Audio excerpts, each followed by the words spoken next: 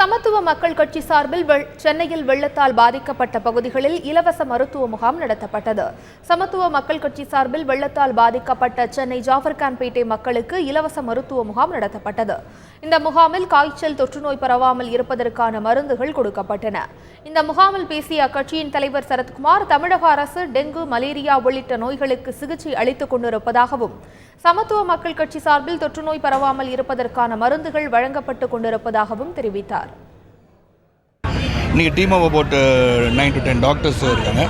எல்லாருக்கும் எல்லா மருந்தும் இங்கே இருக்குது. நீங்கள் வந்து எமர்ஜென்சி மெடிசன் வந்து ஆன்டிபயோட்டிக்ஸாக இருந்தாலும் சரி, அது ஃபங்கல் இன்ஃபெக்ஷன், ஏன்னா தண்ணியில் ரொம்ப நேரம் நின்று அந்த இன்ஃபெக்ஷன் எல்லா மருந்தும் நம்ம கொடுத்துட்ருக்கோம்.